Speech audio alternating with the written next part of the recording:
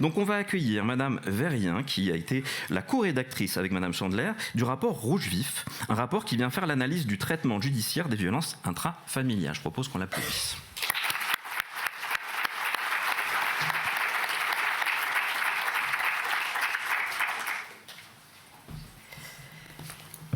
Merci beaucoup à vous deux. Alors, je vais commencer par vous souhaiter la bienvenue dans le Palais du Luxembourg, cette maison qu'on appelle le Sénat, qui est une maison qu'on prétend masculine et un petit peu âgée, ce qui n'est pas totalement le cas, mais qui a été fondée par une femme, Marine Médicis, on l'oublie trop souvent. Donc, en tant que présidente de la délégation aux droits des femmes, je me devais de le souligner et de vous dire que nous avons depuis 7 années, pour fêter les 25 ans de la délégation aux droits des femmes, enfin une salle qui a le nom d'une femme, et c'est Olympe de Gouges que nous avons choisi. Et donc, voilà, cette maison maintenant s'intéresse aux femmes, aux enfants et à tout le monde évidemment, mais il était temps qu'on reprenne un petit peu notre place. Donc le plan Rouge Vif, c'est un plan qui nous a été commandé à Émilie Chandler, qui était à ce moment-là députée du Val d'Oise, et moi-même par le gouvernement, par Elisabeth Borne, et pour travailler essentiellement avec 2 ministres, le ministre de la Justice qui était Éric Dupond-Moretti et la ministre droits des femmes qui à ce moment-là était Isabelle Rome, qui était aussi une ancienne magistrate qui avait beaucoup travaillé sur ces sujets, et donc c'était très intéressant parce que porteur de travailler ensemble sur ces sujets. Quel était l'objectif? Alors Rouge Vif parce que violence intrafamiliale, vous l'aurez ici vous tous compris. Et rouge, parce que vous le remarquerez, en fait, comment c'est venu? Rouge, c'est parce qu'il y a urgence, mais c'est venu parce que j'ai souvent du rouge sur moi, et donc pourquoi pas. Autant vous dire qu'au niveau de la com, on nous a dit « ouais, vous êtes sûr, parce que le rouge, c'est le sang ». On a dit bah, « justement, ça tombe bien ». C'est effectivement pour lutter contre les violences. Parce que il était temps de faire quelque chose, les associations, et on a besoin des associations, se mobilisaient, nous disaient, à nous tous qui faisions de la politique, qu'il fallait qu'on fasse quelque chose, et le gouvernement l'a entendu et a décidé de nous choisir parce qu'on avait une double casquette, délégation aux droits des femmes et commission des lois, ce qui tombait bien puisque ça touchait les 2 sujets. Nous avons travaillé pendant 6 mois, auditionné de nombreuses personnes, en faisant tout le parcours de la victime. C'est-à-dire on a commencé par auditionner des victimes, puis ensuite les forces de l'ordre qui les ont entendues, les associations qui les ont accueillies, les magistrats qui ont traité leur dossier, et ensuite éventuellement les associations qui géraient derrière, y compris les auteurs. Et nous avons remis un plan avec 59 propositions. On ne nous a dit pas plus de 10, donc, mais bon, on a trouvé que c'était un peu léger. Alors, je ne vais pas vous faire les 59 parce que j'ai compris que le temps nous était un petit peu compté, mais vous dire que ça s'articule en gros autour de 4 grands axes. La formation et l'information pour tous. Et d'ailleurs, si on avait dû retenir une seule proposition, ça aurait été la formation. Je vais y revenir. L'organisation judiciaire et des forces de sécurité intérieure, bon, ça c'était la commande initiale.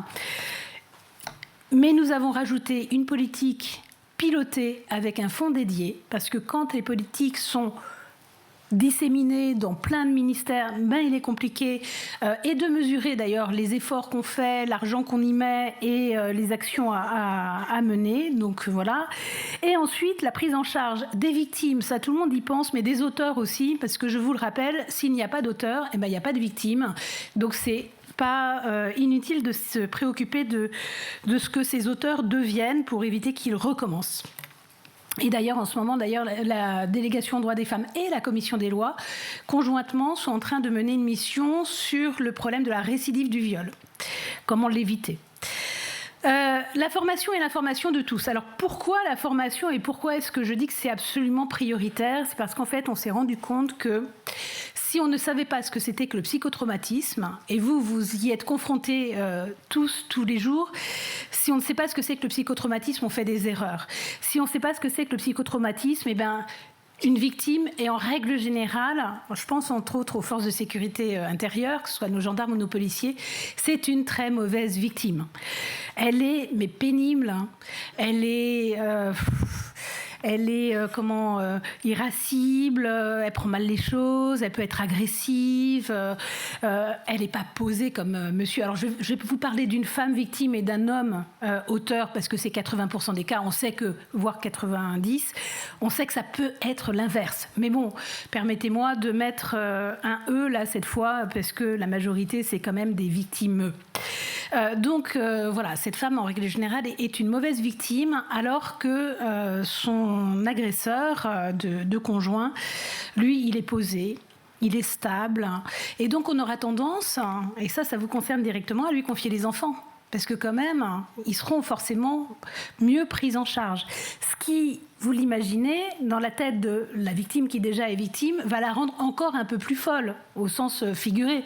Et on l'imagine bien, parce que déjà on est victime, et en plus on nous dit qu'on ne va pas garder nos enfants parce qu'on n'a pas le profil qu'il faut. Donc si on n'est pas un tout petit peu formé à ce qu'est le psychotraumatisme, et à comprendre que la victime l'est bien, et que c'est peut-être parce que justement, elle ne ressemble pas à une vraie victime comme on le voudrait, éplorée, triste, etc., que c'est effectivement une vraie victime. Donc ça, c'est important, et c'est important pour tout le monde. Évidemment, tous ceux qui sont au contact des victimes, donc je vous parlais des forces de sécurité intérieure, mais aussi les services sociaux qui sont amenés à faire des rapports justement pour décider à qui on va confier l'enfant, mais également éventuellement avoir un peu de formation pour les enseignants, pour tous ceux qui peuvent être au contact de victimes, et alors pas forcément pour les prendre en charge bien entendu, mais simplement savoir les orienter. Je pense d'ailleurs à une chose qui a été faite par les maires ruraux. Alors ça naît dans l'Yonne, mais ça s'est diffusé sur toute la France. C'est des élus ruraux référents de l'égalité, et là ce sont des élus qui sont formés, il y en a un dans chaque conseil municipal rural, qui sont formés pour savoir orienter, pas pour savoir prendre en charge, c'est pas leur métier, ça ne le sera jamais, mais pour savoir orienter, connaître les numéros qu'il faut, les associations qui existent, et savoir comment orienter. Ça, c'est utile, et donc ça nous paraissait important. Et évidemment, par contre, une spécialisation un peu plus forte pour les brigades spécialisées, les maisons de protection des familles en gendarmerie, les brigades locales de protection des familles en police, les associations de suivi de victimes ou d'auteurs, là c'est effectivement important.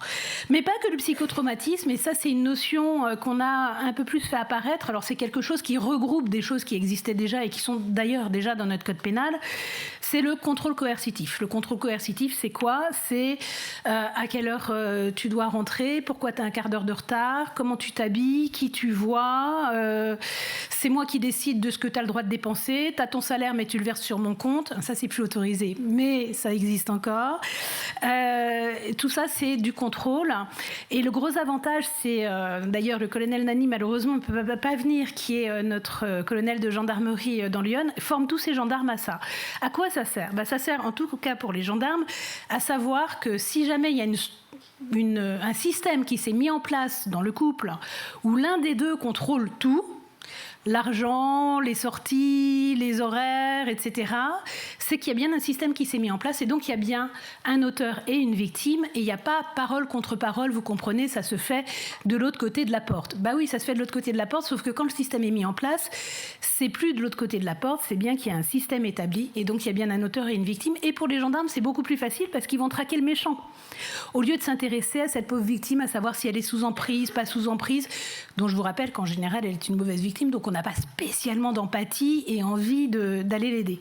Par contre, traquer le méchant qui a mis un tracker sur le téléphone, voire sur la voiture, ou qui fait suivre son ex-femme par ses copains, etc., pour pouvoir voir où elle habite maintenant et pouvoir éventuellement aller la tuer, ça les intéresse, et donc ça les motive beaucoup plus, donc c'est important. Donc voilà, j'ai passé un peu de temps sur la formation, mais on se rend compte que si on passe par là, en fait, on passe à côté. L'organisation judiciaire et des forces de sécurité intérieure, bon, très clairement, nous, on préconise, comme en Espagne, ça, on n'y est pas encore arrivé, parce que je disais tout à l'heure, on a pour pas mal de choses dépassé maintenant l'Espagne, mais sauf que comme nous, on ne le fait pas via une grande loi cadre, mais petit pas par petit pas, ça ne se voit pas de la même façon. Mais objectivement, tous les petits pas qui ont été franchis depuis 2017 nous ont vraiment bien fait avancer, mais on n'a pas encore le fichier de type Viogène, il nous est annoncé pour 2027, qui permet d'avoir d'évaluer le niveau de protection des victimes en fonction de comment ça se passe, etc. Et donc ça effectivement, on ne l'a pas encore fait. Et des pôles spécialisés, ça par contre, on les a. On les a dans nos tribunaux, ça se met en place. On les a dans nos cours d'appel, ça se met en place. On préconisait des chambres spécialisées, mais il y a des endroits où les audiences sont dédiées. La seule chose qui a fait qu'on n'a pas eu des chambres mais des pôles, c'est les audiences dédiées pour les violences intrafamiliales. Mais tous les tribunaux qui veulent le faire sont tout à fait libres de le faire. Et donc, franchement, ces choses avancent et c'est plutôt une bonne chose. Bon. On souhaitait, au niveau des forces de sécurité intérieure, avoir un peu plus de maisons de protection des familles, mais les choses en gendarmerie ou de brigade de protection des familles en police, bon, les choses sont en train d'évoluer. On attendait beaucoup des intervenants sociaux en gendarmerie. Ce sont des vraies aides. J'imagine que les uns les autres, peut-être vous en avez en contact. Ce sont des vraies aides. On a un vrai souci parce que personne ne sait comment on les finance. Et il n'y en a pas une, c'est beaucoup une. Ça peut être un, mais c'est beaucoup une. Il n'y en a pas une qui est financée de la même façon. Il y a des endroits où c'est 50% département, 50% État. Ça, c'est ce qu'on souhaite. Mais il y a des départements où c'est 80% département, 20% État. Des départements où c'est 80% État, 20% département. Des endroits où les départements ne veulent pas y mettre un sou. Enfin, c'est très, très compliqué. Dans Lyon, il y a même sur le nord de Lyon une communauté de communes, des communautés de communes qui financent, mais pas toutes, ce qui fait qu'elle ne sait pas intervenir partout. Enfin, ça, c'est très compliqué. Je pense que dans les choses qu'on a obtenues, il y a des choses bien, mais on n'est pas encore au bout. Donc, il faut continuer à travailler toujours et toujours. Le gros avantage, c'est que les gouvernements passent, mais les sénateurs restent au moins 6 ans. Et donc, ça permet de continuer à porter le sujet et à le dire à chaque fois. On n'est pas arrivé au bout, on n'est pas arrivé au bout. On a encore ça à faire. Des comités de pilotage, ça, c'est important. Alors, pourquoi on avait fait ces pôles vifs ? C'est parce que si le juge... je vais vous raconter juste un comité de pilotage auquel j'ai assisté d'un pôle vif. Un cas très précis. La juge de l'affaire familiale les avait vus dans la semaine. Et le couple demandait une garde alternée. Et à ce moment-là, heureusement, la juge d'application des peines qui représentait le juge des enfants dit « Ah mais c'est pas possible, monsieur, il n'a pas le droit de voir ses enfants. Comment on fait une garde alternée avec quelqu'un qui n'a pas accès normalement à ses enfants ?» Et oui, mais si la JAF ne le sait pas, comment on prend la décision ? Et donc, évidemment, après ce comité de pilotage, elle va prendre une décision tout autre que celle qu'elle avait envisagée au départ, où elle avait l'impression que les deux parents étaient tout à fait d'accord. Bah forcément, s'il y en a un qui est soumis à l'autre, il est en général tout à fait d'accord pour pas avoir d'ennui. Sauf que c'est les enfants qui ont les ennuis derrière. Donc, d'où l'importance d'avoir cet espace où on peut discuter. Et ça, c'est... si j'avais fait ce rapport rien que pour ce cas-là, j'aurais déjà gagné mon salaire. Une ordonnance de protection des enfants, ça je le mets avec un point d'interrogation, c'est en cours. Parce qu'aujourd'hui on protège, on a l'ordonnance de protection, on a fait une ordonnance de protection immédiate, le décret est sorti il y a 15 jours, donc ça en 24 heures on peut donner l'ordonnance de protection et après on regarde. Donc ça c'est quand on a une vraie suspicion de violence et de ce qui permet d'aller encore plus vite. Par contre, on a réussi à étendre la protection aux enfants quand la mère était victime, mais pas quand la mère ne l'était pas. Et donc, aujourd'hui, un texte a été voté au Sénat. Il faut qu'il soit encore inscrit à l'Assemblée nationale pour pouvoir poursuivre son chemin. Mais comme je vous disais, c'est toujours un travail de longue haleine. Et il se trouve que celui qui nous a beaucoup aidé à rédiger le texte au Sénat qui a été voté, pour pouvoir le faire prospérer, est aujourd'hui, qui était le président du tribunal de Sens, est aujourd'hui passé au cabinet du garde des Sceaux. Et donc, comme c'était la chancellerie qui nous bloquait un peu sur le sujet, je pense que là, il va réussir à les convaincre, puisque lui, il est absolument convaincu que c'est nécessaire. Donc, on avance. C'est comme ça qu'on avance, grâce à des magistrats militants aussi. Je pense, bon, alors évidemment, j'ai cité Sens, mais je pense à la Cour d'appel de Poitiers, je pense à un certain nombre de cours d'appel qui font, ou de tribunaux, qui font des formations aussi, en fait, le droit est vivant, heureusement. La jurisprudence fait avancer les choses. Parfois, nous, le législateur, on arrive un peu après pour pouvoir l'inscrire dans le marbre. Enfin, dans le marbre, encore que ça peut toujours évoluer, mais les associations nous poussent à faire évoluer. Le droit est vraiment quelque chose de vivant et je suis très heureuse parce que ça avance. Une politique pilotée avec un fonds dédié, je vous ai dit pourquoi tout à l'heure, donc... je ne vais pas en dire plus. Et puis, évidemment, la prise en charge des victimes et des auteurs. Je vous l'ai dit, s'il n'y a pas d'auteur, il n'y a pas de victime. Et donc, c'est très important de le faire. Et c'est pour ça qu'on s'intéresse au problème de la récidive du viol. En fait, on ne s'intéresse pas tant au problème de la récidive du viol que comment sont pris en charge les hommes violents, soit violents dans le cadre de violences intrafamiliales, soit violents dans le cadre de viol. Et comment on peut faire pour mieux protéger, puisque l'objectif de la justice, c'est quand même de protéger la société. Donc comment on fait? On sait qu'on met personne en prison à vie. Qu'est-ce qui se passe quand ils sortent? Comment on les accompagne? Où est-ce qu'ils sont pris en charge? Sont-ils pris en charge? Où est-ce qu'ils sont pris en charge? Et on s'est rendu compte que sur la prise en charge des auteurs, objectivement, il y a une disparité énorme sur le territoire. C'est-à-dire qu'il y a des associations qui font super bien leur travail, et puis il y a des choses qui sont plus... fantasque peut-être, enfin voilà, et donc je pense que là il y a encore un gros travail à faire d'homogénéisation pour pouvoir avoir une vraie prise en charge. Je vais vous citer un exemple, je prends tous mes exemples dans Lyon, mais parce que en fait, quand on commence à travailler sur ces sujets et qu'on a des gens engagés sur le territoire, c'est génial parce qu'on se nourrit et puis chacun à son niveau, on fait évoluer les choses. Et moi, j'ai une directrice de protection de la jeunesse, protection judiciaire de la jeunesse, Laurence Ouzard, qui a créé ce qu'elle appelle le SAVI, qui prend en charge les auteurs et les victimes, vous verrez pourquoi de toute façon il y a les deux, de violences sexuelles mineures qu'elle a en charge, elle, au niveau de la PJJ. Et en fait, elle s'est rendue compte que dans 80% des cas de ces jeunes auteurs, ils avaient été victimes. Et tant qu'on ne s'est pas rendu compte, et tant qu'eux-mêmes ne se sont pas rendus compte qu'ils avaient été victimes, ils ne se rendent pas compte qu'ils sont auteurs. Mais une fois qu'ils se rendent compte qu'ils ont été victimes de quelque chose qu'ils ont reproduit, ils comprennent que la personne sur qui ils ont reproduit ça était bien une victime. Et probablement en travaillant avec ces mineurs sur le sujet, on pourra les aider à passer au-delà et à devenir des adultes qui ne seront pas dédiés à la MDPH parce qu'ils seront détruits et qu'on ne les aura pas aidés à s'en sortir. C'est ce que fait le SAVI, c'est comment on fait pour ces jeunes. Et je vous rappelle que la majorité des violences sexuelles sur mineurs sont faites par des mineurs. Donc il faut qu'on prenne en charge ces mineurs parce que ces mineurs vont forcément reproduire derrière. Et c'est le sujet des violences intrafamiliales. On sait aussi que c'est un système familial. Donc si on ne casse pas à un moment ce système familial, comment va-t-on faire? Donc voilà, donc dans les choses, je vous ai dit que je ne ferai pas les 59 propositions. Il y avait une chose aussi qui était très importante justement pour dire comment on casse ce système, comment on dit que ce n'est pas le système normal, ces violences intrafamiliales, ce contrôle coercitif. Eh bien, c'est par un sujet qui est beaucoup en débat aujourd'hui et qui se passe à l'éducation nationale, c'est l'éducation à la vie affective, relationnelle et sexuelle. Et là, alors ça tombe bien parce que j'ai commencé par Elisabeth Borne qui nous a missionnés, je termine par Elisabeth Borne qui va mettre en place cette éducation que l'on attend depuis 20 ans.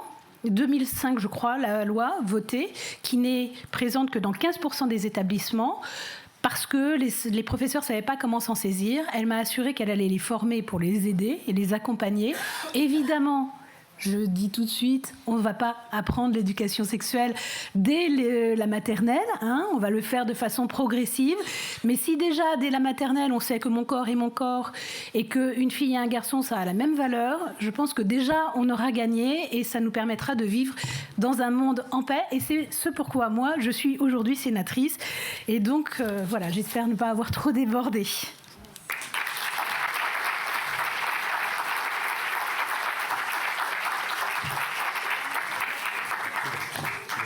Merci beaucoup, Madame Verrien. Et non, c'était parfait.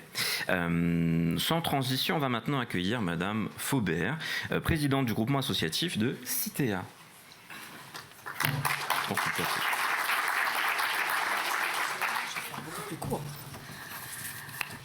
Alors, bonjour à tous, toutes surtout. De là, c'est impressionnant. Cette salle est féminine à 80%. Là aussi, il faudra peut-être qu'on y réfléchisse. Mais bon.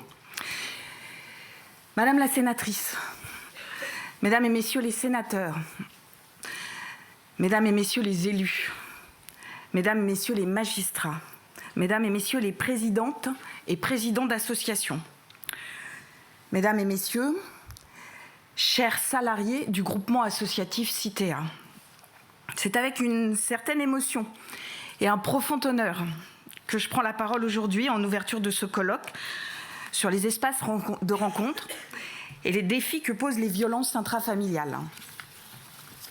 Ce thème d'une importance capitale nous réunit toutes et tous aujourd'hui autour d'une problématique qui, hélas, ne cesse de s'accroître.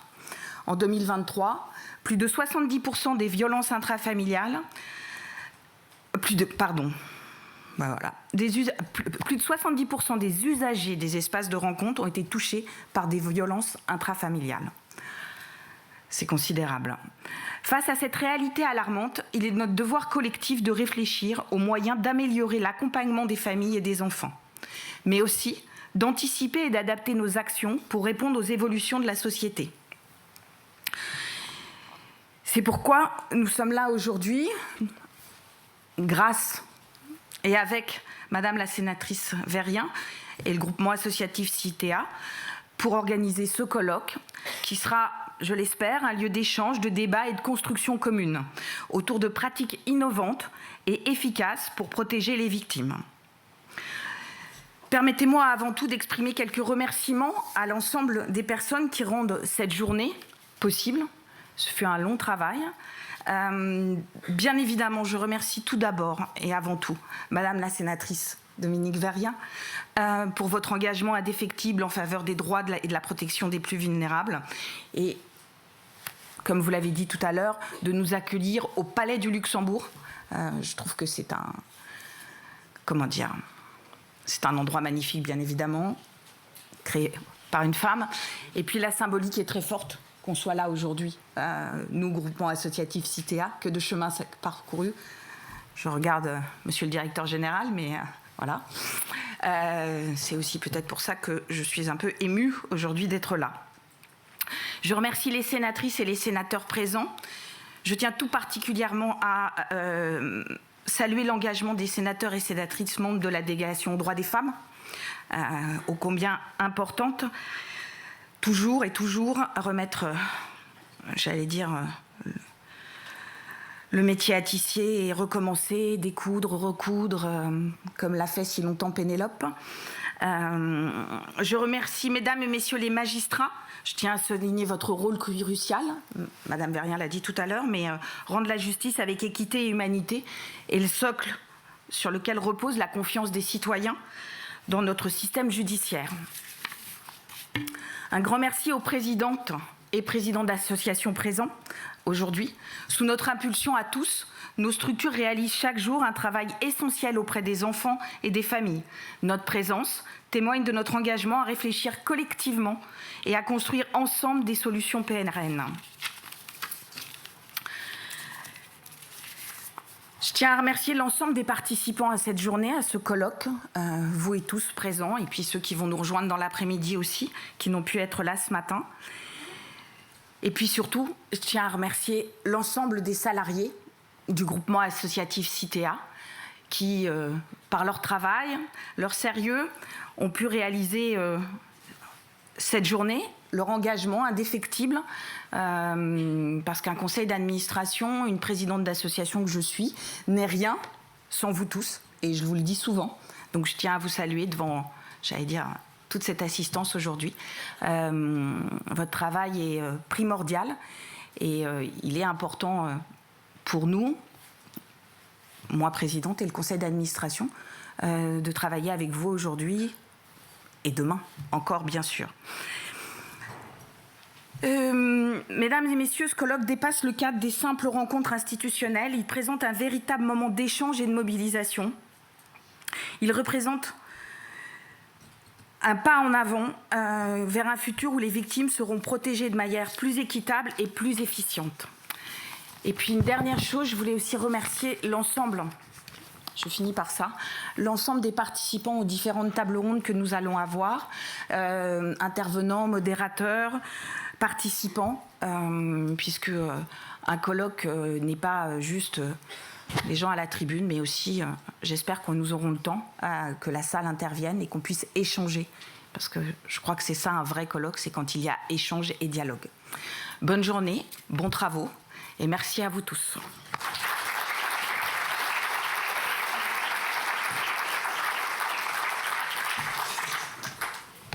Merci beaucoup, Madame Faubert.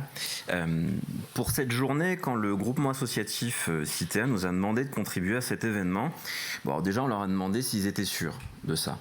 Puisque, on l'a compris, il y a énormément d'enjeux et quand ils nous ont demandé, on a dit, voilà, vraiment, ils ont dit oui, oui. Donc, forcément, quand on s'est engagé, puisque la thématique nous touche particulièrement, on a réfléchi à comment aménager cette journée, comment vous accompagner et surtout comment introduire chaque table ronde. Il faut être plutôt honnête quand même, c'était pas évident parce qu'il fallait se poser, il fallait se réfléchir, il fallait trouver des idées. Donc moi j'ai trouvé une idée, j'ai tout délégué à Kevin et il s'est chargé de toute la préparation. Voilà. Voilà, il y en a qui pensent, il y en a qui agissent. Voilà, je pense que tout le monde pense à des collègues ou autres qui remplissent cette case-là. Donc, voilà, je vous laisse réfléchir à eux. Ne les pointez pas dans la salle, s'il vous plaît. C'est cadeau. Voilà, on veut une bonne ambiance quand même. Alors, pour ceux qui ont lu le programme, voilà, ça va être un petit peu de la redite. Pour ceux qui n'ont pas lu, il y a dans cette journée 4 parties. Voilà, il y a une première partie avec la première table ronde qui va commencer avec l'histoire des espaces rencontres et l'évolution des lois. On va continuer ensuite sur une deuxième table ronde avec la souffrance sociale en espace rencontre. Un moment très important ensuite, le déjeuner. Voilà, ça c'est effectivement important de le dire, surtout pour toi, oui. Voilà. Et après la pause déjeuner, on va effectivement être sur une troisième table ronde, protéger et faire tiers, et on terminera par les perspectives. Voilà. Quand on a réfléchi à comment introduire, on va assumer le jeu. J'ai décidé, en accord bien évidemment avec le groupement associatif, d'introduire chaque table ronde par un film créé par mes soins. J'étais là aussi. Ouais. Oui, bon. Déjà, estime-toi heureux d'être mentionné au générique, vu ta contribution. Mais effectivement, il était là. Donc, chaque table ronde, ce sera ce processus-là. On va inviter l'animateur, la personne qui va animer la table ronde, qui nous fera un petit teasing, un petit peu de ce qu'on va voir. On va lancer le film qui durera quelques minutes. Et après le film, on demandera à tous les participants de la table ronde de venir s'installer. Et ensuite, on démarre les échanges. On est bon là-dessus ? C'est OK pour tout le monde ? Oui. Alors, donc on va illustrer tout de suite, où on va accueillir monsieur Bruno Zilberg, directeur général du groupement associatif de CITEA et président de la FENAMEF, qui va animer la première table ronde.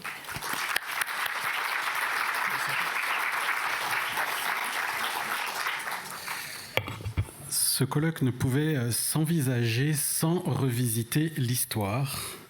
L'histoire pour mieux savoir de là d'où on vient, l'histoire de ceux qui la font vivre, fédérations, associations, avocats et magistrats, l'histoire pour mieux savoir ensuite vers où nous pouvons et souhaitons aller.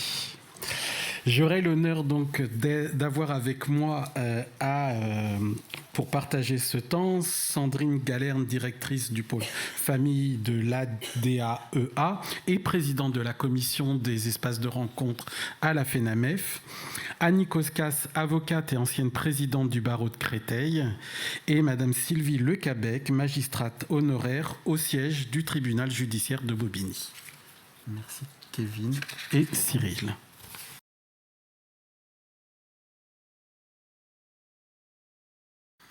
J'invite Sandrine Galerne, Annie Koskas et Sylvie Lecabec à me rejoindre.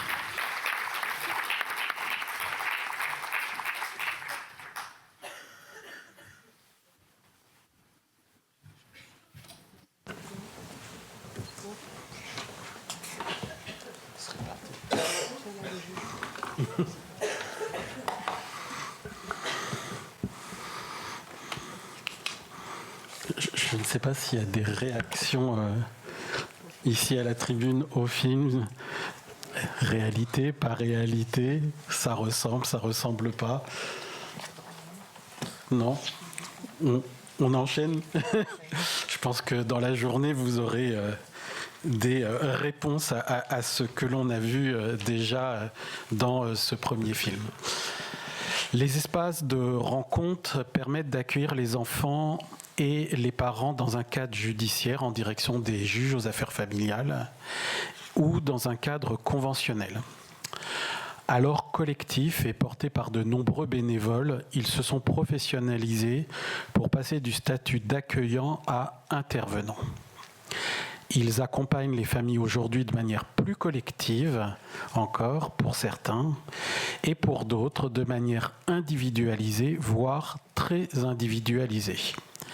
Et également pour d'autres en multifamilial. Qu'en est-il, Sandrine, alors de cette histoire des points rencontres devenus espaces de rencontre? Comment et dans quel contexte les espaces de rencontre sont-ils créés? Quelles vont être les lois qui vont accompagner finalement l'institutionnalisation des espaces de rencontre? Merci Bruno pour cette présentation et bonjour à tous. Alors je vais d'abord répondre dans un premier temps à ta première question, comment et dans quel contexte les espaces de rencontre se sont-ils créés? Pour le coup, pour répondre à cette question, il faut remonter dans les années 80, au moment de l'augmentation du nombre de séparations et des divorces.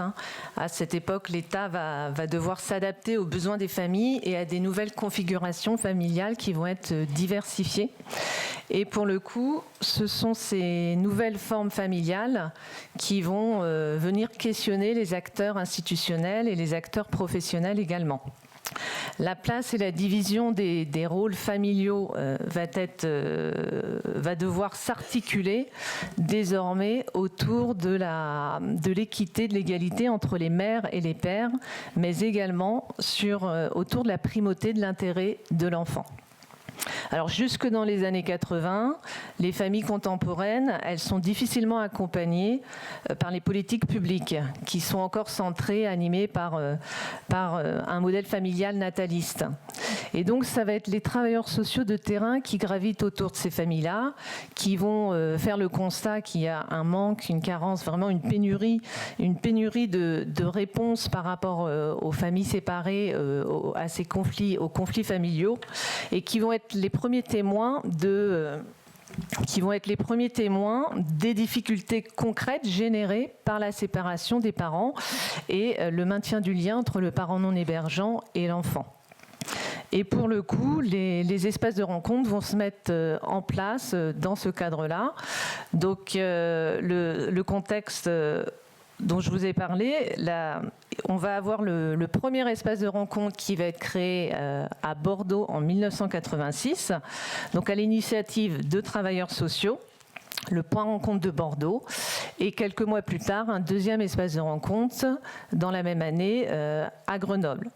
Donc il faut savoir que ce sont vraiment des initiatives locales qui ont été portées majoritairement par des associations de protection de l'enfance, les associations familiales, et qui vont recevoir le soutien, dans un premier temps, de l'Association française des centres de consultation conjugale, et ensuite un soutien financier pendant plusieurs années de la Fondation de France. Et c'est ce soutien financier qui va leur permettre de se maintenir et de se développer. Parce qu'effectivement, à cette époque-là, le financement était particulièrement laborieux et à un stade embryonnaire. Donc c'était surtout des arrangements entre beaucoup de bénévolats et des arrangements budgétaires au niveau des associations. Donc assez complexe.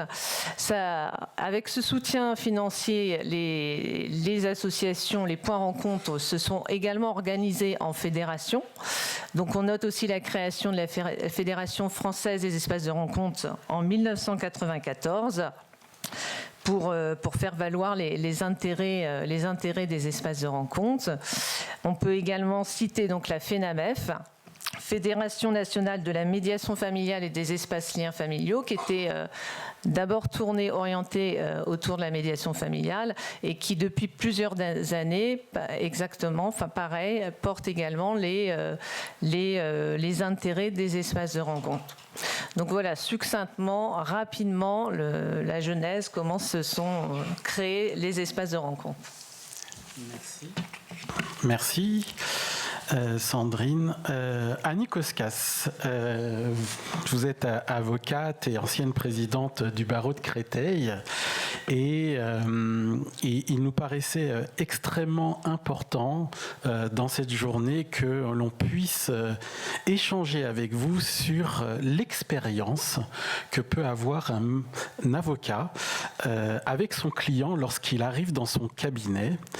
Est-ce que l'objectif diffère quand on accueille un parent auteur ou un parent victime?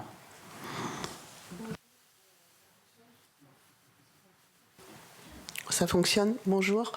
Je vous remercie de cette invitation. Effectivement, le rôle de l'avocat, il est complètement... comment dirais-je, extérieur, enfin pas extérieur, mais il est différent de celui des autres intervenants dans ce type de dossier, puisque l'avocat, à la base, il défend son client ou sa cliente, et il le fait en fonction d'un serment qui est celui de la dignité, de la conscience, de l'indépendance, de la probité et de l'humanité. Donc effectivement, par le biais de l'humanité, l'avocat se doit aussi de respecter l'intérêt d'une famille, l'intérêt d'un enfant éventuellement, mais aussi, je précise que quand quelqu'un, une femme ou un homme, franchit le seuil de notre cabinet, il entend être défendu. Il entend être entendu, c'est le cas de le dire. Donc, en quelque sorte, l'avocat se situe, on va dire entre guillemets, d'une manière partiale, en tout cas pour le client. Quand il le reçoit, il doit être à son écoute, client auteur ou client victime.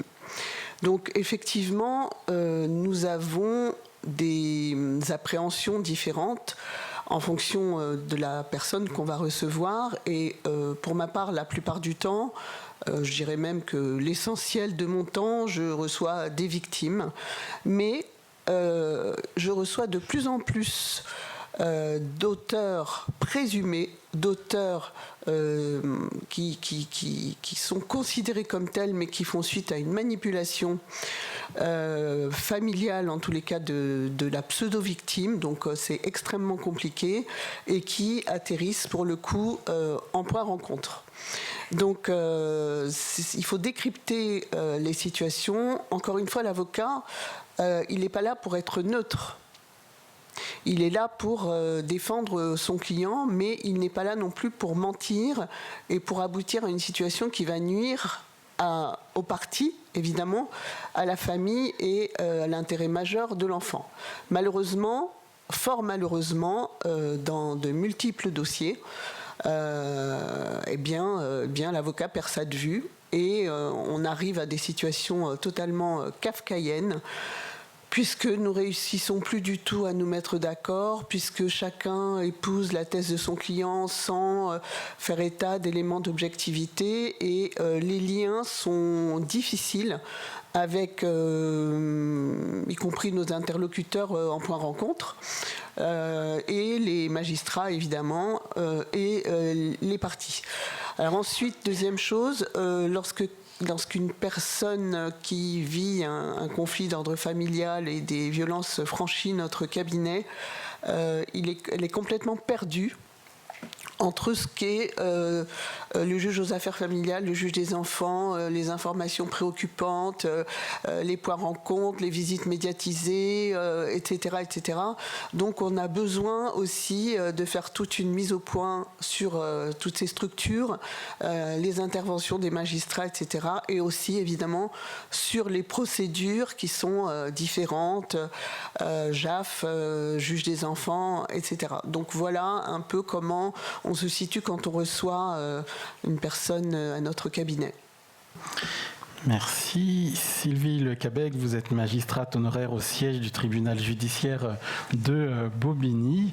Et vous allez voir, au fur et à mesure, on essaye de dérouler comment les choses peuvent évoluer pour une famille dans les débuts d'un espace de rencontre. Après cette rencontre avec les justiciables dans le cabinet de l'avocat, ils se retrouvent dans le cabinet d'un magistrat ou d'une magistrate, Madame Lecabec, avec vos yeux de magistrate. Vous avez été pendant 4 années JAF au tribunal de Bobigny. Quels sont vos attendus en tant que magistrate ? Pensez-vous que les espaces de rencontre puissent accueillir des situations d'instrumentalisation ou de manipulation, ou de conflit, de loyauté ?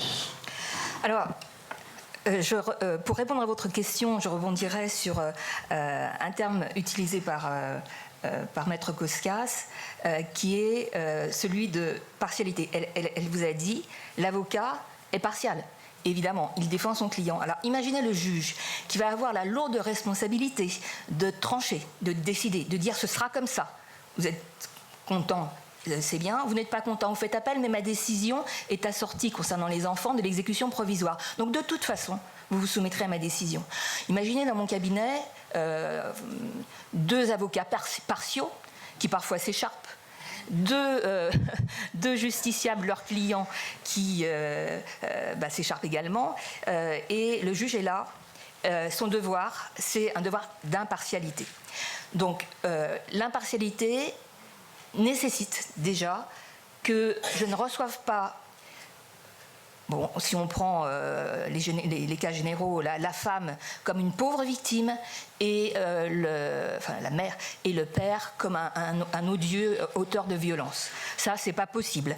Quelles que soient les pièces que dont le magistrat a dû prendre connaissance avant de recevoir les parties, il doit avoir une vision neutre de la situation familiale qui se présente à lui. J'indique que le juge aux affaires familiales est saisi de deux façons différentes, enfin pour 2 types d'affaires différentes. Ça a son importance, notamment quant à la présence des avocats. En matière de divorce, la procédure est écrite. Avec la nouvelle loi, l'avocat est obligatoire en demande et en défense. Donc le discours n'est pas le même quand on a des avocats donc en face de nous. Ils ne sont pas en face, mais à nos côtés. Et nous avons la procédure orale, donc qui concerne toutes les personnes non mariées qui décident de se séparer et qui ont 1 ou plusieurs enfants. Et la procédure orale concerne également les procédures après divorce. Une fois qu'un jugement de divorce est rendu, on peut toujours, jusqu'à la majorité des enfants, revenir sur les mesures qui les concernent, donc pension alimentaire et résidence. On ne parle plus de garde depuis très longtemps, on parle de résidence habituelle et organisation du droit de visite et d'hébergement. Alors, quelle était la question ? Je vous posais si vous pensez-vous que les espaces de rencontre puissent accueillir des situations d'instrumentalisation ou de manipulation ou de conflit de loyauté, excusez-moi. Alors, évidemment. Ce que vous savez sans doute les uns et les autres, c'est que le magistrat a l'obligation de s'assurer que l'enfant a bien été informé de son droit d'être entendu par le juge. Donc on commence par ça. De plus en plus de parents proposent, parce qu'évidemment l'information elle vient par les parents ou par l'avocat quand il y a un avocat, de plus en plus de parents proposent à leur enfant d'être entendus par le juge. À Bobigny, les juges entendent directement les enfants, c'est-à-dire qu'on ne passe pas par des associations ou par des enquêteurs sociaux pour recueillir la parole de l'enfant. On aime la recueillir directement. Alors je ne dirais pas, il n'est pas rare, mais il m'est arrivé à plusieurs reprises de recevoir des enfants à partir de 6 ans à peu près. C'est à peu près l'âge qu'on se fixe pour avoir du discernement dans la parole de cet enfant. Quand on lui demande « Bonjour, tu voulais me parler ?» Non. Ah, et tu sais pourquoi tu es là ? Eh bien, ma maman m'a demandé de venir pour te dire que... Gna, gna, gna, gna. Donc, l'instrumentalisation, elle commence bien souvent par la parole qu'on va recevoir de l'enfant, sachant que le juge n'est guidé ni par l'intérêt de la victime, entre guillemets, parce que victime, il faut d'abord établir la réalité des violences, ni par la parole du prétendu auteur des violences. Il est guidé uniquement par l'intérêt supérieur de l'enfant. C'est la seule chose qui nous intéresse, l'enfant. L'enfant est au centre de notre décision. Donc on doit prendre du recul, bien entendu, avant de décider de l'organisation d'un droit de visite en point rencontre. Il faut savoir que la plupart des justiciables qui viennent sans avocat, donc dans les procédures orales, ne connaissent même pas l'existence des espaces rencontres. Donc c'est le juge qui va, quand il sent soit l'existence de violences potentielles, soit une résistance de la mère ou de l'autre parent, mais plus souvent de la mère, à confier l'enfant à l'autre parent. On peut même parler d'ailleurs de l'autre parent maintenant, puisqu'on a des couples de femmes ou des couples d'hommes. Il n'y a plus, même s'ils ne sont pas encore très très nombreux, mais on en a. Il va falloir surmonter des résistances qui ne sont pas forcément dues aux violences d'ailleurs. Imaginez une femme qui... Alors voilà un cas assez fréquent, en tout cas dans mon département, la Seine-Saint-Denis. Une femme demande l'allocation soutien familial à la CAF. La CAF va... alors je parle des anciens dossiers avant la mise en place de l'ARIPA, de l'intermédiation financière. La CAF va dire oui, on va vous verser l'allocation soutien familial, mais avant, vous allez devoir saisir le juge pour demander à ce que le père soit condamné à verser la pension. S'il ne la verse pas, on verse l'allocation soutien familial. Mais si vous ne faites pas cette démarche, c'est quand même lui le débiteur principal, ce qui est vrai. Donc on a des procédures qu'on appelle CAF, où la femme en fait n'a pas du tout l'intention d'engager une procédure à l'encontre du père, mais elle le fait pour avoir l'allocation. Et le père se retrouve devant le tribunal sans trop comprendre, et se dit puisqu'elle demande des sous, moi je vais demander un droit de visite et d'hébergement. Sauf qu'il n'est pas rare que le père n'ait pas vu l'enfant depuis X années. Donc comment, en étant guidé par l'intérêt supérieur de l'enfant, va-t-on essayer de trouver une piste pour rétablir les liens qui sont prévus par la protection des liens entre l'enfant et les parents, c'est prévu par les textes. Comment envisager cette reprise de contact entre le père et l'enfant? Ce sera par l'espace rencontre. Alors, je parle de cela parce que c'est pas tout à fait... je sais le thème on a commencé par des digressions aussi en introduction. L'espace rencontre n'est pas que le point dans lequel on va réunir des gens qui sont confrontés à des situations de violence. C'est beaucoup plus large que ça. Et c'est peut-être aussi ce qui fait qu'on n'a pas assez de place. Parce qu'il y a plein d'autres situations que celles des violences qui amènent un juge à proposer cet espace. Oui. Alors, je me permets de vous interrompre, Madame la Présidente. J'interromps Madame la Présidente et j'ai même pas peur. En fait, pour dire qu'on est un relais. Parce que quand, effectivement, le magistrat va ordonner un droit de visite, notamment en centre médiatisé, puisque c'est la question, et parfois, c'est pas en centre médiatisé, c'est encore plus compliqué. La partie que l'on défend ne va pas toujours accepter, et va bien souvent ne pas accepter la mesure. Alors il y a deux choses, soit elle n'accepte pas la mesure et nous, en tant qu'avocat, moi je considère qu'on doit expliquer, qu'on doit connaître les espaces rencontres pour pouvoir être en mesure justement concrètement de dire à nos clients ce qui va se passer. Bien sûr il y a l'entretien comme on a pu voir dans le petit film tout à l'heure, mais aussi quand vous avez une personne qui se voit, on va dire, notifier une mesure par le juge et qu'elle ne l'attendait pas et que le conjoint était violent et que franchement elle est complètement opposée, nous on les récupère dans le cabinet en miettes et à ce moment-là il va falloir travailler sur la possible restauration du lien. Parfois, vous avez des clients qui nous débarquent, comme on dit entre guillemets, ils s'en vont. Si on essaie de leur expliquer que vraiment, non, ils sont obsédés, ils veulent faire appel, ils refusent, ils estiment que cette mesure ordonnée par le juge n'est pas acceptable, voilà, ça arrive. la plupart du temps, on réussit à les accompagner dans l'exécution de la mesure et à se rendre en entretien, et les choses évoluent. Et ça se passe mieux quand ils ne croisent pas leur conjoint violent éventuel. Je sais très bien qu'ils ont des rendez-vous à des horaires différents, mais là j'ai un dossier où précisément l'homme violent faisait exprès d'arriver en retard ou en avance, je ne sais plus, pour croiser la personne, et ça s'est terminé par une cessation de la mesure puisque la victime ne voulait plus se rendre au point rencontre. Ça, c'est la première chose. La deuxième chose que je voulais dire, c'est qu'il y a un problème de délai. Et ça, vous le savez mieux que moi, puisque je peux contacter, moi, des gens de Cité A, je l'ai fait à plusieurs reprises, en disant, mais dans quel délai la mesure va se mettre en place? Et malheureusement, il n'y a pas de place avant 6 mois. Alors ça aussi, il faut que nous, dans nos cabinets, on explique à nos clients que les mesures prennent du temps. Entre-temps, le lien se distend avec les enfants, la situation empire, donc vous travaillez de manière, vous interférez les points rencontres, et notamment Kouka a pu me donner des fois des pistes pour que le droit de visite se réalise dans point rencontre plus rapidement, mais parfois c'est extrêmement compliqué. Et en plus, ce que je veux vous dire, c'est que vous avez parfois l'une des parties qui fait exprès de retarder la mesure, qui ne se rend pas à l'entretien, etc., etc. Donc, c'était pour revenir un petit peu sur le rôle de l'avocat et prendre le relais avec Madame la Présidente.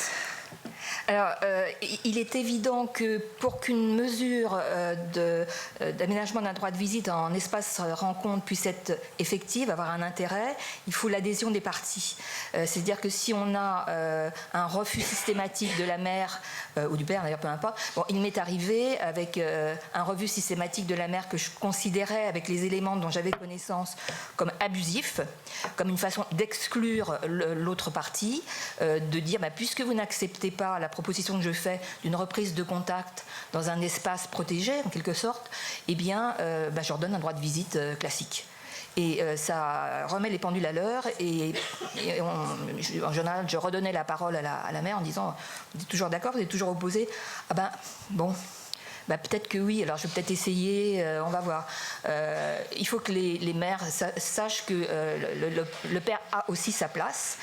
Certains disent, je n'adhère pas à cette position, mauvais mari, mauvais père. Parfois, peut-être souvent, mais pas toujours. Et il est important qu'un enfant puisse se construire sur ses 2 jambes, son père et sa mère, dans la mesure du possible, bien entendu. Effectivement, alors c'est peut-être la prochaine question, mais j'y réponds maintenant. Les délais. J'improvise. Non, mais les délais, c'est bien de préparer, j'adore. En réalité, c'est un obstacle. Quand j'ai, en ayant un esprit, l'intérêt supérieur de l'enfant, quand je décide d'organiser un droit de visite en point rencontre, des fois, je ne dis pas, parce que je n'ose pas, parce que j'ai honte, de dire, monsieur, vous allez voir votre fille. Alors là, nous sommes en janvier, vous comptez mois septembre, après les grandes vacances. Et puis alors, ce sera 2 heures par mois. Ah, vous habitez en province? Oui, ça va venir 2 heures par mois. Et puis, si la maman ne veut pas amener l'enfant au point rencontre, on ne pourra rien faire. Ou si l'enfant, comme par hasard, a une otite au mois de janvier, les oreillons au mois de février, etc., peut-être que oui. Et vous venez de Nice, oui, c'est dommage. Et vous n'avez pas d'argent, ah oui, et vous payez le transport. Ça peut être extrêmement compliqué. Et c'est donc à cette occasion que nous sommes saisis de fiches d'incident. Alors, avant de passer aux fiches d'incidence, à la lumière évidemment des premiers éléments qui ont été dit précédemment, Sandrine, en passant rapidement sur l'évolution effectivement des lois, comment les espaces de rencontre évoluent-ils dans ce contexte alors ? Alors effectivement, en passant rapidement sur l'évolution des lois, parce qu'on a compris qu'il fallait qu'on gagne quelques minutes. Donc pour le coup, les espaces de rencontre, ils ont évolué depuis 1986, depuis le premier espace de rencontre, avec les évolutions législatives, notamment les lois qui ont encadré toute l'autorité parentale et le soutien à la parentalité. Pour autant, les espaces de rencontre, ils sont nommés dans la loi à compter du 4 mars 2002 et ils sont réaffirmés en 2007. Et effectivement, à partir de là, un magistrat peut mettre en place des solutions pour garantir l'effectivité du maintien du lien. Et l'espace de rencontre peut être une de ces solutions. Au niveau de l'évolution du fonctionnement des espaces de rencontre, les structures, elles se sont professionnalisées. Je vous ai dit tout à l'heure qu'ils ont commencé avec du bénévolat. Elles se sont vraiment professionnalisées progressivement. Au départ, des bénévoles, des personnes, des salariés qui n'avaient peut-être pas de formation initiale issue du secteur social. Aujourd'hui, c'est plus le cas. Aujourd'hui, les salariés, les intervenants en espace de rencontre, ils disposent de diplômes divers dans le secteur du social, donc des diplômes d'État, assistants de service social, éducateurs spécialisés, médiateurs familiaux. Et on a aussi des psychologues qui interviennent dans les espaces de rencontre dans de nombreuses structures. Et donc on a des équipes aujourd'hui qui sont pluridisciplinaires, d'intervenants professionnels qui de toute façon justifient d'une expérience dans le domaine des relations familiales. D'un point de vue réglementaire, depuis 2013, on a l'agrément préfectoral qui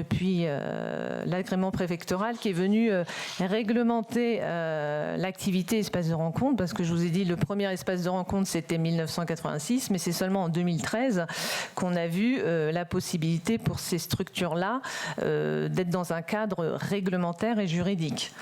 Et donc c'est venu, ça a été suivi par un premier référentiel d'activité en 2015, qui est venu cadrer des principes au niveau des espaces de rencontre. Donc des principes comme le caractère transitoire de l'intervention, l'information des parents, la neutralité, la confidentialité et la formation des intervenants déjà en 2015. On a eu un second référentiel donc en 2020, qui a été opposable aux associations à compter de janvier 2022, qui est venu vraiment renforcer l'harmonisation des pratiques entre les structures et qui est venu effectivement améliorer également la qualité des interventions à la fois pour les usagers mais également pour une meilleure lisibilité pour les prescripteurs et notamment les juges aux affaires familiaux. Et donc en termes d'évolution dans ce dernier référentiel, elles se sont portées notamment sur les qualifications requises des professionnels, ça a été un peu plus précisé. On a eu aussi des relations, on a eu une attention sur les relations entre le magistrat et les espaces de rencontre, par exemple comme la nécessité de formaliser au juge les incidents en cours de mesure et la nécessité de transmettre une note factuelle de fin de mesure. Et également un focus, puisque ce qui nous concerne, c'est la thématique qui nous concerne aujourd'hui, un focus sur l'accompagnement des situations de violence conjugale. Et il faut savoir que c'est un référentiel qui a été écrit post-Grenelle contre les violences conjugales et donc qui a pris en considération ces recommandations. Et donc les espaces de rencontre, à partir de là, doivent réfléchir, doivent pouvoir se doter, à titre d'exemple, d'une entrée, d'une sortie différenciée pour pas que les parents se croisent. Ils doivent également se doter d'accompagnement, enfin de protocoles spécifiques pour en cas d'accueil quand la situation relève d'une ordonnance de protection. Voilà, il faut savoir quand même que les espaces de rencontre, ils se sont vraiment développés au début dans une approche collective d'accueil des familles et pour le coup, c'était vraiment constitutif d'un fonctionnement de l'espace de rencontre.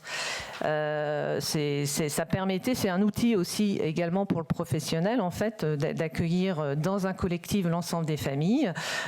Pour certains parents, c'est positif de pouvoir voir que d'autres familles évoluent positivement collectivement dans cet espace, ça peut être également moins stigmatisant pour les familles. Donc il y a quand même cet aspect-là, et ça a été quand même la philosophie qui a animé les espaces de rencontre, le développement des espaces de rencontre.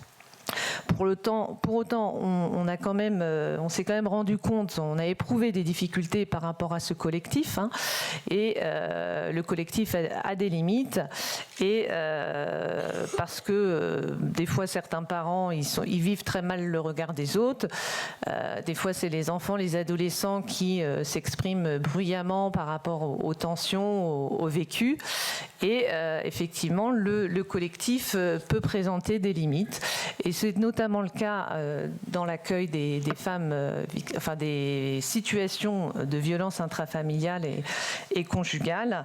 Et avec la prévalence des situations vives aujourd'hui dans les espaces de rencontre, il a fallu que les espaces de rencontre puissent s'adapter, puissent innover, puissent faire un pas de côté par rapport à ce qu'ils avaient l'habitude de faire dans une approche collective.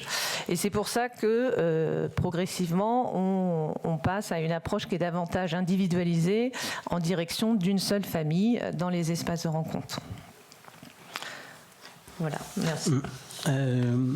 Maintenant qu'on a traversé quand même ce point d'évolution des espaces de rencontre, et on voit bien que les pratiques à l'intérieur dans cette évolution telle que nous l'a évoqué Sandrine ont beaucoup évolué, vous en tant que magistrate, qu'attendez-vous comme typologie d'écrit professionnel, quels sont vos besoins en fin de mesure ou en cours de mesure d'ailleurs en matière de retour d'informations? Alors, référentiel justement de 2020 est repris par le Code de procédure civile, prévoit qu'en cas d'incident, quelle que soit la nature de l'incident, l'incident peut provenir des parents, mais aussi de l'enfant. Je pense notamment aux adolescents qui peuvent à un moment refuser cette contrainte, refuser de voir l'autre parent, ou refuser la contrainte d'avoir à se déplacer alors qu'il en veut énormément à l'autre parent. Donc l'espace rencontre doit rédiger et faire parvenir. Alors, le Code de procédure civile utilise deux termes. C'est immédiatement et c'est obligatoire. Quand il y a un incident, c'est immédiatement obligatoire. Une note d'incident doit parvenir au juge. Dans le cas d'incident, le juge... un point important, c'est qu'il y a eu une pratique, je ne sais pas si elle existe toujours, au terme de laquelle l'espace rencontre, considérant que l'incident était majeur, de lui-même suspendait le droit de visite tel qu'aménagé par un juge, par une décision de justice. Et ça, c'est pas possible. Il n'y a que le juge qui peut modifier une décision de justice. Par définition, c'est le parallélisme des formes.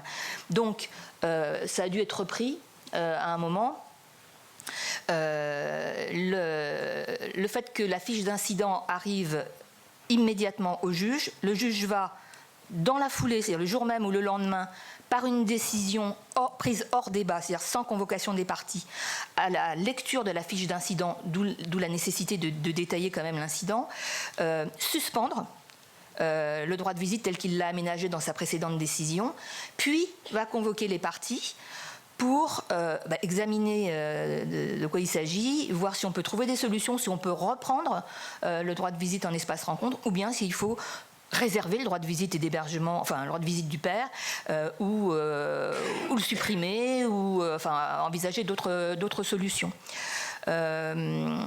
Donc l'incidence d'une rédaction détaillée, immédiate et obligatoire de ces notes est importante, puisque ça va conditionner la suite de l'exercice du droit de visite du parent. Ce cas de figure d'incident, c'est l'un des seuls cas où, en matière civile, le juge aux affaires familiales peut se saisir d'office.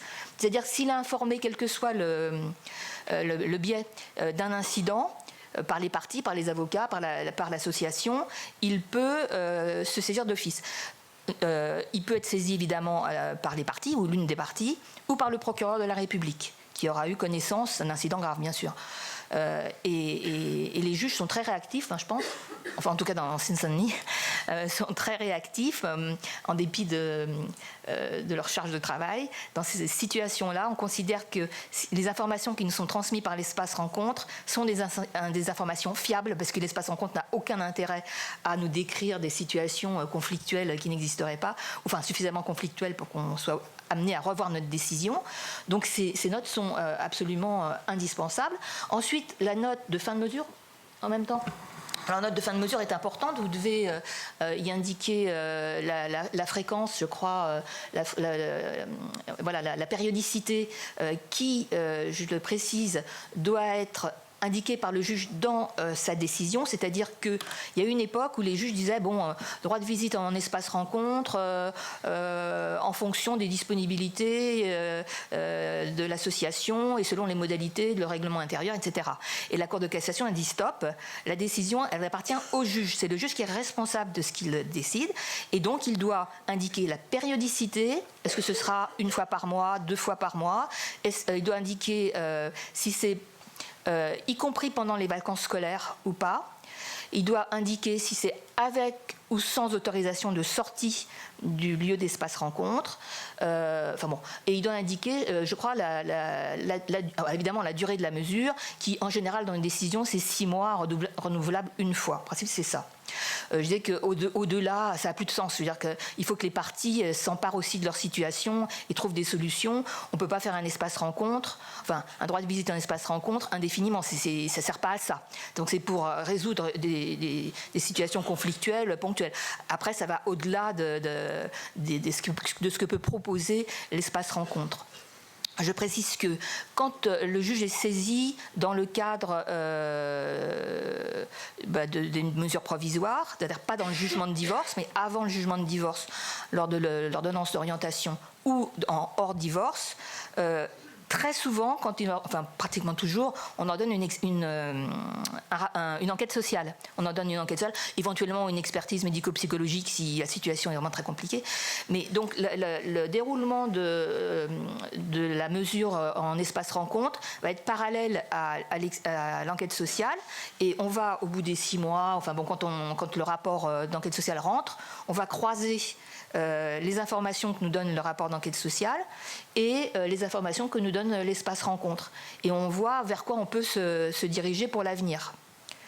Alors que si on prévoit un espace rencontre dans un jugement de divorce, c'est une décision qui a pour terme celui qui est fixé par le juge, mais on n'est pas supposé revoir les parties au-delà. Donc on indique dans nos décisions qu'au-delà des 6 mois ou des 6 mois renouvelables une fois prévus dans la décision, les parties doivent s'entendre pour amiablement et éventuellement avec l'aide d'un médiateur organiser le droit de visite pour l'avenir, ou nous ressaisir, le parent le plus diligent ressaisit le juge aux affaires familiales, donc en hors divorce, procédure orale, en disant voilà, on a un blocage, on ne sait pas comment on fait. Merci. Avec tout ça, vous en tant qu'avocate, que faites-vous de toutes ces informations et de ce parcours avec vos clients ? Alors Déjà, nous savons que les intervenants des points rencontres ont un contact avec le juge, peuvent avoir un contact avec le juge très simple et vont établir ce que vous avez appelé tout à l'heure, je reprends les termes, une note factuelle de fin de mesure. Donc la plupart du temps, nous sommes destinataires de cette note factuelle, mais pas toujours. Donc j'aimerais insister sur le fait que nous aussi, les avocats, on a vraiment besoin de ce document. Et je regardais tout à l'heure avec Sylvie Lecabec qui, le texte, effectivement, exige que les parties, donc les avocats, aient ce document, comme le juge d'ailleurs. Donc ensuite, ce que je suggérerais, il y a quelqu'un qui hoche la tête et qui n'est pas d'accord du tout avec ça, qui veut absolument pas nous transmettre les... Ah bon, d'accord. Ah d'accord, ok. Effectivement, il y avait des soucis. Ce que je me disais, et quelqu'un ne veut pas nous transmettre les notes, bon, ça va poser un problème. Deuxièmement, ce que je voulais vous dire, d'ailleurs j'oublie du coup ce que je voulais vous dire, c'est que oui, je voulais suggérer quelque chose, mais qui est peut-être un petit peu lourd à mettre en place, parce que quand on reçoit nos clients pendant l'exercice du droit de visite en point de rencontre ou à la fin, ils sont un peu frustrés parfois de ne pas indiquer eux-mêmes leur ressenti pour le juge. En fait, ils souhaiteraient que dans votre rapport de fin de mesure, ils aient aussi un endroit pour s'exprimer sur comment ils envisagent l'avenir, tout simplement. Parce que je pense que, en fait, vous êtes un outil très précieux pour le juge, qui se réfère la plupart du temps, quand il nous reçoit en audience, bon, alors l'espace rencontre conclut que, voilà, il faut poursuivre, ou alors arrêter, ou alors que le lien s'est rétabli, qu'un droit de visite peut être envisagé à domicile. Mais les parties, en fait,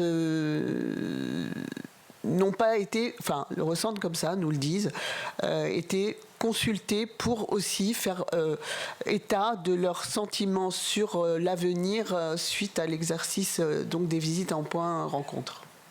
Alors, il n'est pas rare d'avoir dans votre... Enfin, moi, les rapports que j'ai pu avoir, je ne dis pas forcément de CITEA, mais d'une façon plus générale, puisqu'on travaille avec 4 associations en Seine-Saint-Denis, mais il n'est pas rare d'avoir un petit paragraphe sur comment a été vécue la mesure par chacun des parents. Alors, c'est peut-être pas dans toutes dans les rapports, mais je l'ai vu assez souvent. Alors, CITEA, peut-être, je ne pourrais pas dire que j'ai trié les rapports, mais en tous les cas, ce qui revient souvent dans nos cabinets, c'est mais nous, on aurait voulu dire, et surtout quand une mesure s'arrête. Parfois, vous avez un père qui va dire mais je comprends pas, j'aurais voulu expliquer, etc. Il y a quelqu'un qui veut poser une question, je sais pas qui. On va passer aux questions après. 2 minutes encore. Merci. Juste une dernière question pour Sandrine, parce qu'effectivement, on a parlé beaucoup de mesures, mais pour se recentrer aussi sur les violences intrafamiliales, est-ce qu'il y a des perspectives pour les espaces de rencontre aujourd'hui, quand on est confronté aux situations, on va dire, les plus complexes que vous avez pu exprimer tout à l'heure ? Alors, au niveau des perspectives, moi, je vais vous parler des travaux qu'on a menés au sein de la commission espace de rencontre courant 2024 avec les adhérents de la FENAMEF et les associations gestionnaires d'espaces de rencontre. On a réfléchi sur une proposition de cahier des charges pour un espace de rencontre renforcé. Une proposition qu'on a également transmise aux institutionnels. Pour le coup, la base de cette réflexion, de cette proposition, c'était effectivement le rapport parlementaire Rouge-Vive qui a été évoqué en introduction, et notamment les recommandations 39 et 40 de ce rapport, à savoir les mesures d'accompagnement protégées et les espaces de rencontre protégés. Pour autant, au cours de nos séances de travail, au niveau des échanges au sein de la commission, on a rapidement constaté qu'il était nécessaire effectivement de renforcer l'accompagnement en espace de rencontre, mais pas seulement pour les violences, pas seulement pour les situations qui relèvent des violences intrafamiliales et conjugales, mais pour l'ensemble des situations qui nécessitent une présence de proximité en continu de l'intervenant. Et alors, ça comprend évidemment les situations vives, hein, mais on rencontre dans les espaces de rencontre des situations qui sont extrêmement difficiles à gérer, à accompagner, et donc on ne souhaitait pas les exclure de cette réflexion. Donc on a rebaptisé les espaces de rencontre protégés en espaces de rencontre renforcés, parce qu'on est vraiment sur une dimension de renforcement en termes de moyens humains mis à disposition des familles que nous accueillons. Et qui dit moyens humains supplémentaires dit financement également supplémentaire. Et donc, la perspective au niveau des espaces de rencontre, elle est tributaire effectivement de la manne financière qui va être apportée dans les années à venir, parce qu'il y a certains territoires qui ont d'ores et déjà déployé ce type d'accompagnement spécifique, c'est-à-dire un renforcement avec des rencontres plus individualisées. Il y a d'autres territoires qui sont en cours de déploiement, et il y a certains départements qui n'ont pas ce dispositif spécifique à proposer, qui est pour autant très complémentaire à l'espace de rencontre classique.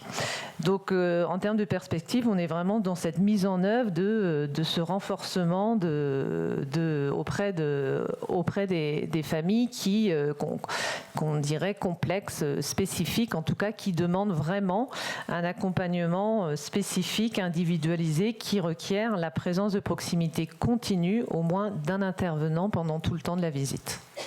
Merci, merci à vous toutes. On va passer aux questions dans la salle. Où sont les micros ? Les micros sont juste devant.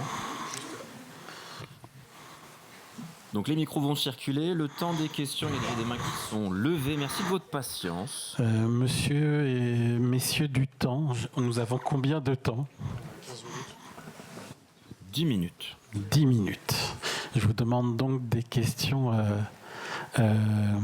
courtes et précises. Oui. Alors, quelques petites remarques, effectivement, donc sur le petit film notamment.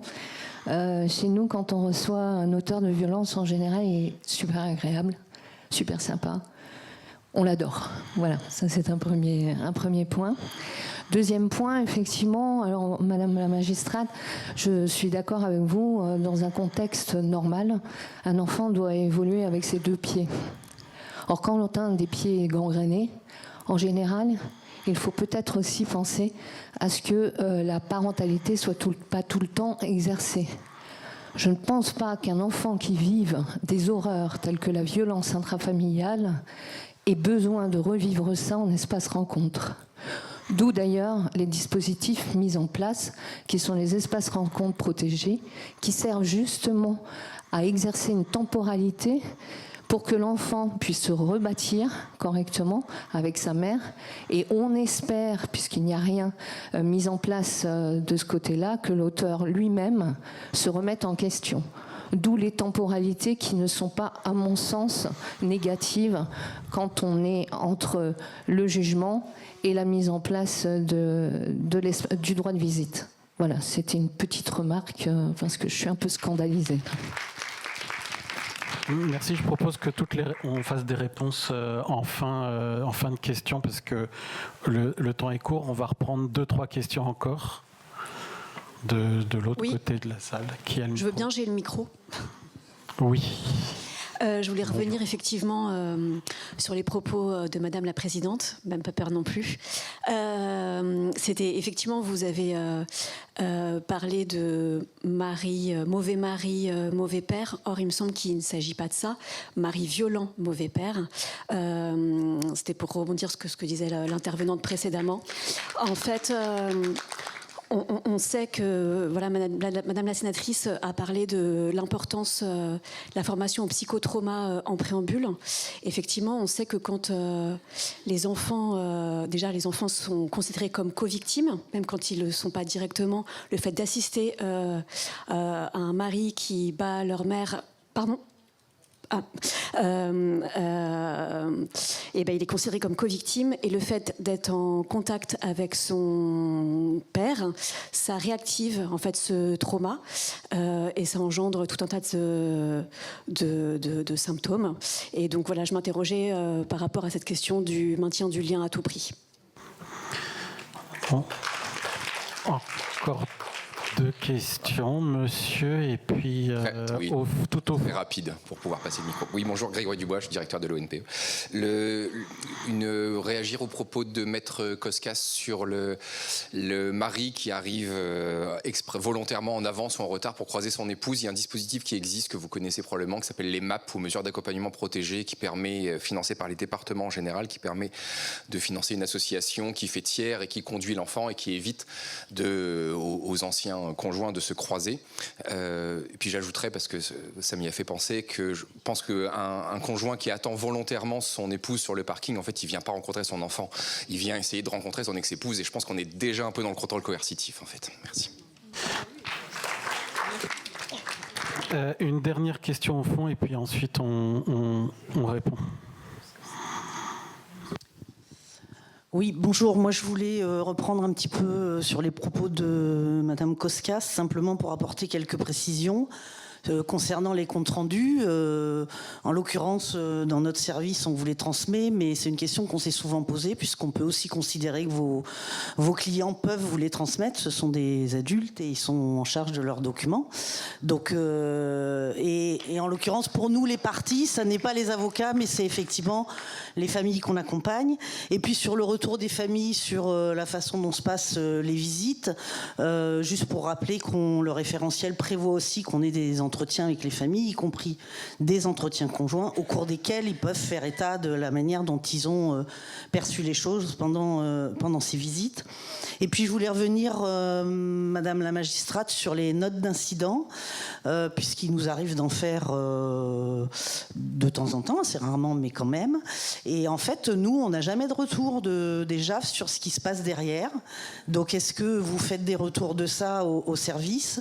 Et puis, est-ce que vous considérez qu'un parent qui ne présente pas l'enfant aux visites relève de la note d'incident? Merci. Merci. Maître Koskas. Bon, ça fait un peu règlement de compte à hockey choral, hein, je trouve, mais bon, je laisse Sylvie Lecabec répondre. Ici, ni elle ni moi ne sommes là pour tenter de restaurer un lien envers et contre tout avec un mari violent face à un enfant traumatisé. Vous comprenez bien que c'est un peu compliqué. Nous soupçonner éventuellement, je me sens un petit peu solidaire parce que je suis dans le monde judiciaire.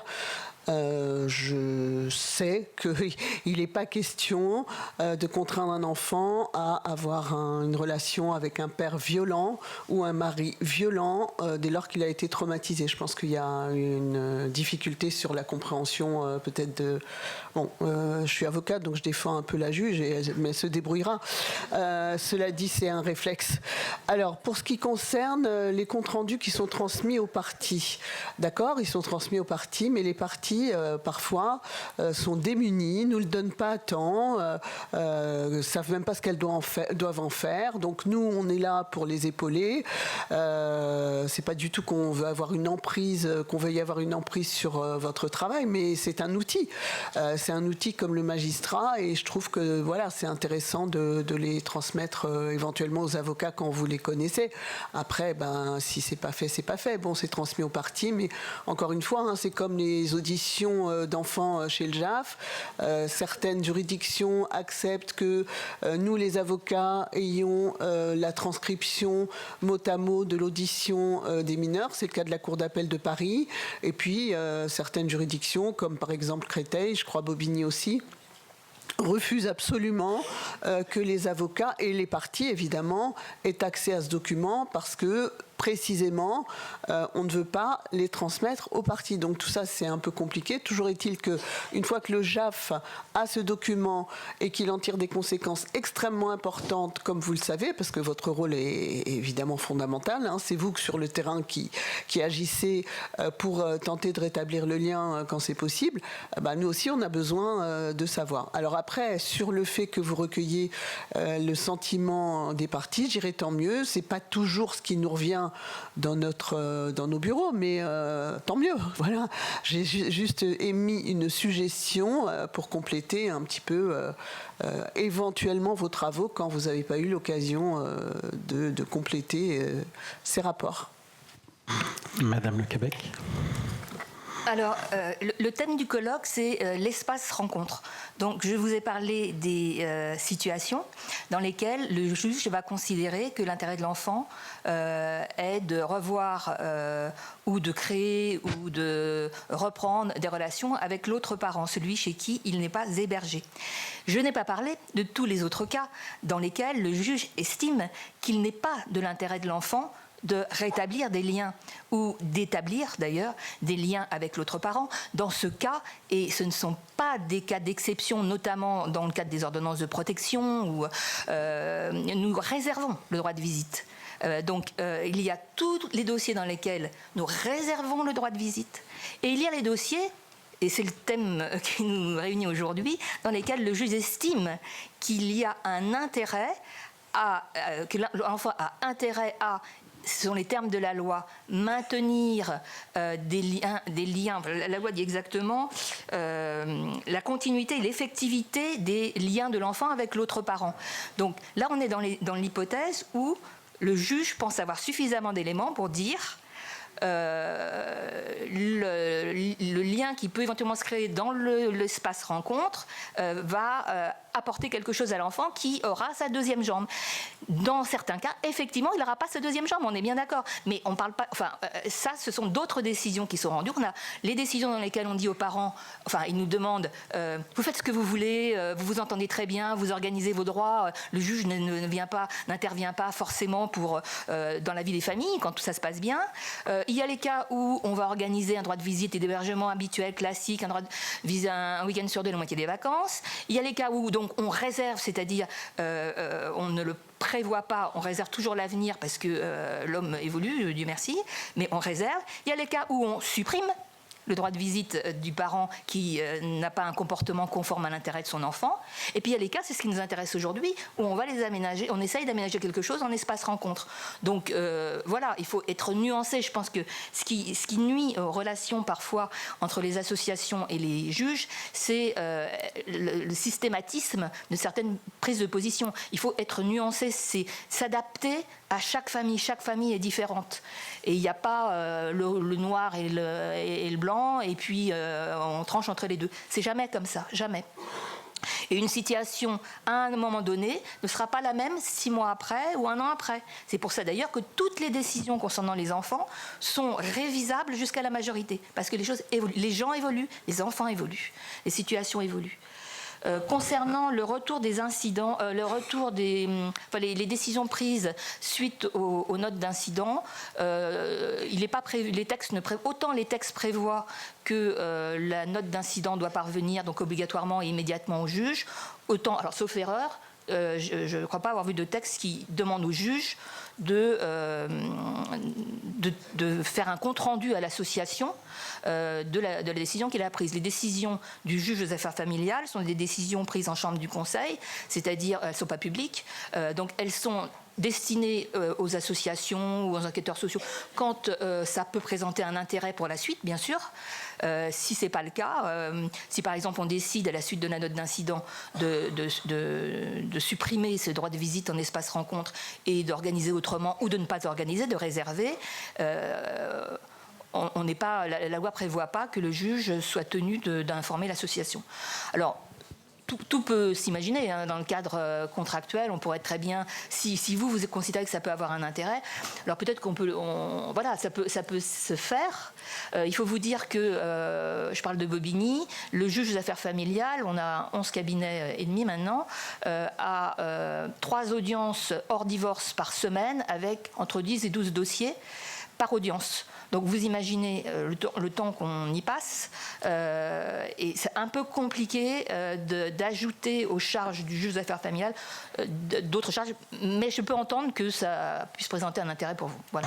Merci beaucoup. On voit bien en tout cas que la situation que vous évoquiez des espaces de rencontre et de ce que vous ordonnez dans les espaces de rencontre avec les situations qui existent aujourd'hui aujourd'hui où d'autres collègues disaient, Madame la Présidente, disait plus de 70% nous de violences intrafamiliales dans nos espaces de rencontre. Je crois que ça a encore augmenté, mais on le saura un peu plus tard.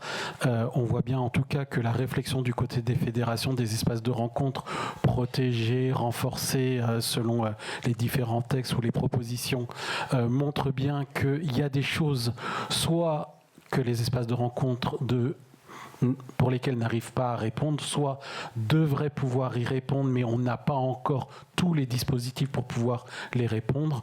En tout cas, j'espère que la suite de la journée permettra d'avancer dans cet entonnoir spécifique de comment un espace de rencontre peut travailler, accompagner et prendre en charge lorsqu'ils reçoivent des situations de violence intrafamiliale. Je vous remercie énormément à toutes pour avoir participé à cette table ronde et je rends la parole à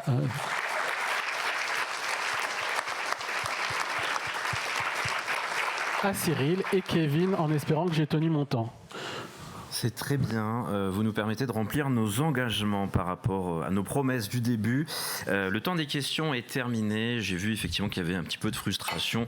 N'hésitez pas à profiter du moment qui va venir là pour aller discuter, échanger de ce qui n'a pas pu être fait là pendant ce moment-là. Cyril, c'est ton moment. C'est maintenant que je donne tout. Alors ça va être le moment de la pause.